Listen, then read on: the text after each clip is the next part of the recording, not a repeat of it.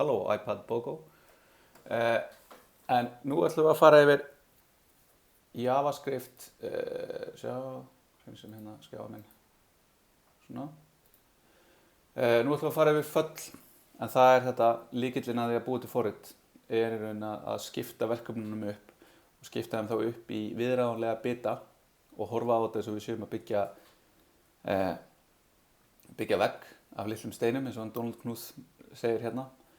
En þetta í raun bara lykillinn að forritun oft á tíðum bara þetta að brjóta hlutina niður í viðráðanlega búta og kalla síðan í það og hnýta þá saman og til þess notum við föll. En föll eru svona blokkir af kóða sem geta haft nafn. Við getum líka haft ónefnd föll og við notum þetta til að skipuleggja kóða og draga úr endurtekningu. Það eru svona föllin geta haft engar eða fleiri færibreytur. Ég nota yfirleitt færibreytur, ég pekkaði einhvers staðar upp. En stundum þetta líka kallað viðföng eða argument. Föll hafa síðan hugsanlega skilagildi sem eru þá skilgreind með return. Ef það ekki, þá skilar fallið undefined. Og föll geta sem sagt eru hlutir eða eru gildi og geta því verið gildi breytu. Þannig að við getum tekið eitthvað fall og bundið það við breytu. Og þá búum við til nafnlaus föll. Þannig að þetta í raun eitthvað sem svona svolítið öðruvísi hugsunargangur. En hérna í raun getum við búið til eitthvað fall hérna sem hefur ekkert nafn. Það tekur inn argumentið x og skilar í raun x í öðru. Og við tökum þetta fall og við skilgreinum það sem gildið í breytun okkar square og þá square allt í einu farið að vísa í fall og þá getur square kallað í fallið. Þannig að þá getum við sendt argument inn í square og það skilar skilagildinu sem þá 9. En svo getum við líka verið með skilgreind fall ef við gerum þetta ekki, við skilgreinum ekki fallið sem bundið við breytu. Þá í raun verður það til sem fall sem hægt að kalla í. Við getum kallað í það áður en það skilgreind. Áður en að forritið keyrt, þá fer túlkurinn yfir allt JavaScript fallið og finnur öll föll og gerir þau aðgengileg. Þannig að það í raun hægt að kalla á föll áður en þau skilgreind. Þá í raun skilgreind fall á sér nafn og það hefur eitthvað nafn, svo hefur það einhver argument og svo hefur það eitthvað sem gerist inn í því og svo getur það haft eða ekki eitthvað skilagildi. Og þá náttúrulega kemur þetta aftur upp að argumentin í föllunum eru bara heiti á argumentunum og það sem við sendt inn í þau getur verið í raun gildi af hvaða típu sem er.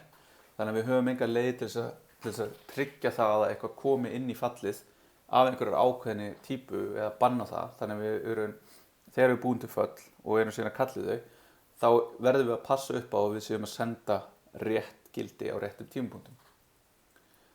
En síðan erum við með scoping-reglur á föllum sem eru þá þannig að þegar við skilgreinum breytur þá eru þær í scope innan fallsins. Þannig að tvö föll sem eru skilgreind skrifuð fyrir ofan eða neðan hvort annað og hafa sömu breytuheiti í raun hafa ekki aðgang að breytunum hjá hvort öðru. Þannig að þau eru í raun með lexical scope sem þýðir að breytan aðeins aðgengileg innan fallsins.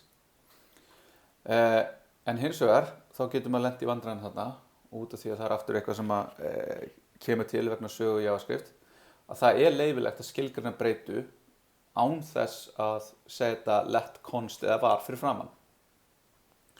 Og ef það gert þá er í raun breytan sett yfir í global scope og global scope þá í raun þetta umhverfi sem við erum með, sem þá window eða process. Og þetta getur valdið leiðilegum böggum, en það eru til tæki og tól sem við munum síðan sjá og nota í framhaldinu sem í raun vernda okkur fyrir þessu. Og þetta gerist líka ef við erum með breytur utan falla, þá eru þau skilgreind í global scope. Og áður en let og const var skilgreind var þetta eina leiðin til að skilgreina þessi föll sem ekki eru global. Breytur sem eru global og það í raun fyrir global scope eða lexical scope falls. En í raun út af því vanköntum var, þá var í raun let og const búið til þess að í raun vinna gegn þessu með því að láta þau vera block scoped. Sem þýðir þá að við erum með global scope, lexical scope og svo block scope. Og block scope þá í raun allt sem er innan curly brackets. Þannig að við erum með einhverja breytu, síðan sjáum við eitthvað curly bracket, þar getum við skilgreint aðra breytu og þetta er lagi út af því að það er mismunandi scope á þessu I og þessu I. Þetta A lifir hérna fyrir utan og þetta hérna fyrir innan. Þannig að ef við keyrum þennan kóða þá fáum við 2 og 1 út af því hvernig scoping villur hérna virkar. En ef við hins vegar sleppum þessu, þá fáum við villu út af því að þá segir að það er búið að skilgreina A og það er ekki hægt að endur skilgreina A breytuna. Og þá fáum við líka eins og svona, þar sem við erum í raun með X hérna og það hefur eitthvað gildi, en hér er ekkert X skilgreint, þannig að þá í raun fáum við aðgang að þessu Xi og við fáum þá 60 þegar við leggjum saman þessar hérna 10, þessar þrjár tölur, 10, 20 og 30. En hér er var seta og var er ekki með block scope, þannig að var verður skilgreint í lexical scope sem er þá allt hér.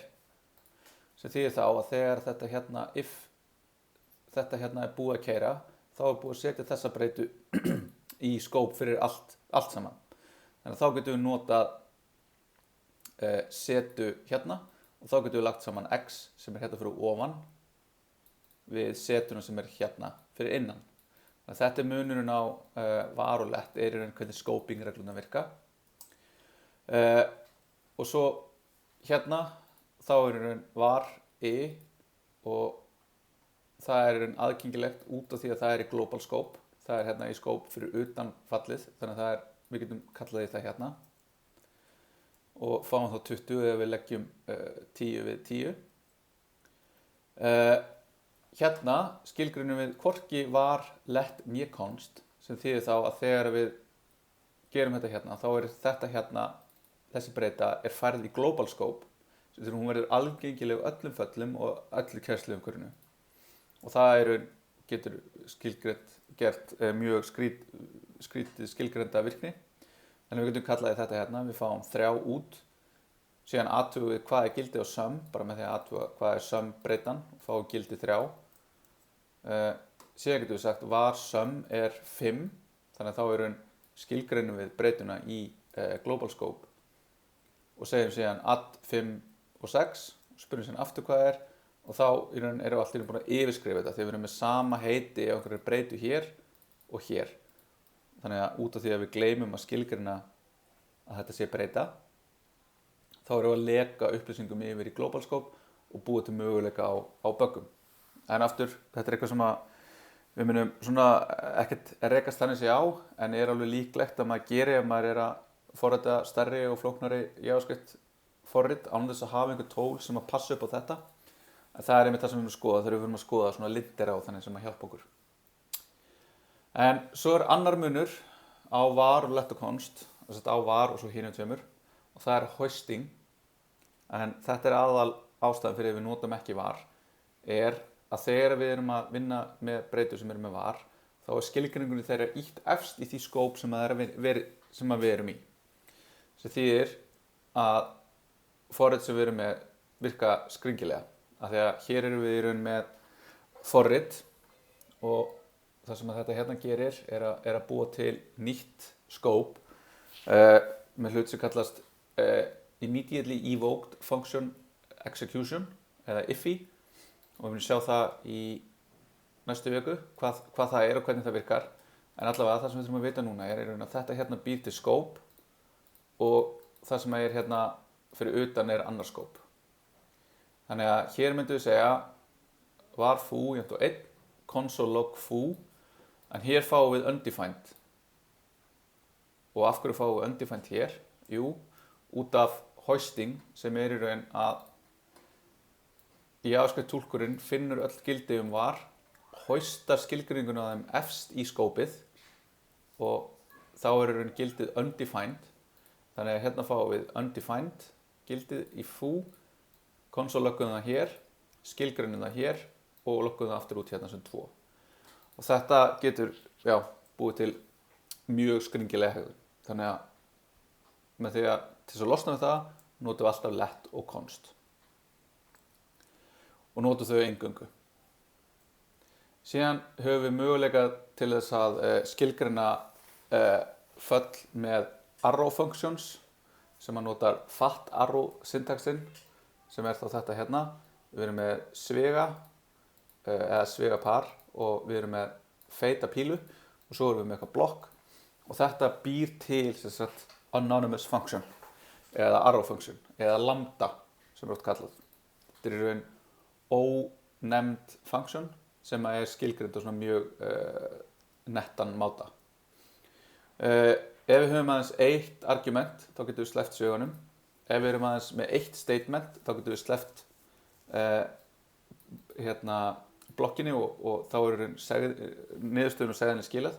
Annars þurfum við return inn í blokkinni. Þannig að það þýðir að við getum búið til eitthvað svona. Við getum búið til breytu sem inniheldur fall og fall er ekki eins og áðan þar sem við vorum með square, þar sem við vorum með eitthvað function square, opnast, svíi, argumentið, lokast og body með return. Heldur segjum við bara eins og að multiply fallið tekur inn x, skilar x-inu 2. Þannig að þetta er þetta lambda function eða anonymous function. Og þá getum við kallað í þetta og þetta gerir það verkum að við getum í raun búið til fall on the fly og það er ódýrt og við getum í raun notað þau á skemmtilegan máta þegar við erum að vinna með gögn í JavaScript og við munum sjá það í seinni fyrirlestri. Svo getum við gert þetta svona þar sem við erum í raun flóknara, þar sem við erum í raun með 2 argument og við erum að skila einhverju. Þannig að þá tökum við inn x og y hérna, gerum eitthvað og skilum síðan gildinu. Og þá er þetta anonymous function í JavaScript er þetta þegar við erum að binda föll við breytur án þess að gefa þeim nöfn. Og síðan höfum við séð líka þetta að við erum með föll eru gildi og þannig að við getum farið að skila föllum úr föllum og þá fara hlutirnir að verða áhugaverðir og flóknir en aðalega áhugaverðir. Sem þýðir að við getum verið með eitthvað svona fall sem segir hi, fall sem við ætlum að kalla hi og það segir eitthvað halló við eitthvað nafn. Þá getum við sagt halló heimur. Svo getum við fjarlægt fallið og svo ef við reynum að kalla það þá fáum við bara þetta fall ekki lengur til. Þannig að við getum gert þetta á keyslutíma. Við getum fjarlægt föll bara úr breytum með því að gefa þeim eitthvað annað gildi. En svo getum við búið til föll sem skila föllum. Þannig að hérna erum við búin að komast að því að við erum búin að búið til fall sem heitir hi og hello og konnichiwa og eitthvað meira sem að heilsar fólki á alls konar máta. Og í staðinn fyrir að vera með öll þessi föll þá ætlum við að búa til fall sem skilar okkur þessu greeting falli. Og þá er það þannig að það tekur inn það er greeter þetta og það tekur inn greeting og það skilar okkur falli og hérna skilar okkur anonymous falli sem að tekur inn þá name breytu og notar greeting úr þessu greeter falli og síðan nafn. Þannig að við búum til nýtt fall hérna sem er hello greeter og hi greeter og svo segjum við hello world, þá fáum við hello world og svo segjum við hi world og þá fáum við hi world. Þannig að þetta er svona þetta er higher level function. Þannig að þetta er fall sem skilar falli. Síðan eru færibreytur, eins og ég sagði áðan, þá hafa þær ekki típurnar færibreyturnar hafa ekki típur, heldur gildið og fall getur því tekið inn færibreytu og verið hvaða gildi sem er. Við erum með þessi primitive gildi sem eru string, number, boolean og undefined og þau eru pass by value, þar að segja að það er afritað gildið og það er sent inn. En objects eru pass by reference, þannig að það er ekki gerð afrit af hlutnum, heldur hluturinn sjálfur. Hann er bara einhvers staðar hérna á hípnum og það er sendin vísun í hlutin. Þannig að hluturinn sjálfur getur breyst við það að fara ekki fall. Þannig að við getum verið með eitthvað fall sem heitir alter og það breytir hlut hérna, því að kallinn hérna sem við sjáum eftir hvernig virkar og gerir einhverja breytingu á honum. Þannig að við erum með einhvern hlut hérna sem er með gildi 2, við breytum honum og allt í einu er gildið á honum orðið 1. Það er að segja, það að fara inn í fall, einhver hlutur, er vísun í hlutin, ekki afrit. Svo getum við tekið færibreytur sem eru föll og við getum búið til, kallaði þau þar. Þá sendum við bara inn föll og þá erum við farin að vera með þetta í rauninni að geta búið til með þessu arrow syntax, búið til föll svona on the fly, þá gerir það verkum að við getum í raun gert svona hluti. Við getum sendt inn föll og þetta opnar í raun stóran heim fallaforritunar fyrir okkur. Síðan getum við líka verið með sjálfgefin gildi í föllum, þannig að þá getum við skilgreint hérna að A og verið með sjálfgefin gildi 0 og B 0. Svo getum við verið með föll sem taka inn óskilgreindan fjölda af færibreytum og það þá kallið variadic föll, þau eru með hérna, geta tekið inn margar færibreytur. Í fyrstu útgáfu þá var þetta þannig að þá var til eitthvað svona arguments hlutur sem var til inn í hverju falli sem að hegða sér eins og fylki en er ekki fylki og þessi hlutur geymdi færibreytunar. Og þetta er ekki lengur ráðleg leið en við getum aftur séð þetta, þannig að þá fáum við þennan arguments hlut hérna, við getum ídraði gegnum hann og þá getum við hérna fyrir average fallið ídraði gegnum öll argumentin, lagtu saman með einhverja summu og skila summunni deilt með fjöldanum í arguments fylkinu. Og þá gátum við, og það er ekki svona dæmi hvernig við nota það, en þá getum við nota average 1, 2, 3, 4, 5, 6, 7, 8 alveg upp í eins mörgu við viljum og það skifur okkur alltaf meðaltalið. En að lokum þá getum við líka með föllun okkar skilgreint föll inn í föllum sem að aftur þá svolítið öðruvísi en bara áhugavert og skemmtilegt. En þá fara scoping-reglurnar að verða svolítið öðruvísi líka af því að innri föll eru aðeins í skóp fyrir ytra fall og innri föll hafa aðgang að skóp ytra falls sem þýðir við sjáum eftir hvernig það virkar en það sem að þetta gerir og þá þetta hérna að innri föll hafa aðgang að skóp ytra falls. Það er lykill að því að leyfa okkur að fá svolítið sem heitir lokanir eða closures sem þýðir að þegar við höfum þessi innri föll þá myndum við lokun utan umhverfið þess. Þannig að allt það sem að innri fallið hefur aðgang að hefur það aðgang að þó að í raun þetta ytra fall sé horfið. Það myndi búið til svona hjúpur utan þetta skóp og það lifir með innra fallinu. Innra fallið getur alltaf vísað í það. Þannig að svo lengi sem innrafallið einhvers staðar, það er ekki búið að garbage collecta eða það er eitthvað sem við erum með, það er bundið við eitthvað gildi, það er í einhverju breytu, þá getum við ennþá átt við ytraskópin. Og síðan ef við erum með breytu nöfn í innriföllum, þá skrifa þau yfir ytriföllin og þá fáum við eitthvað svona eins og þetta, við getum hérna búið við til fall sem heitir make adder sem ætlar að skila okkur falli sem bætir x við gildið sem við fáum síðan setna meir.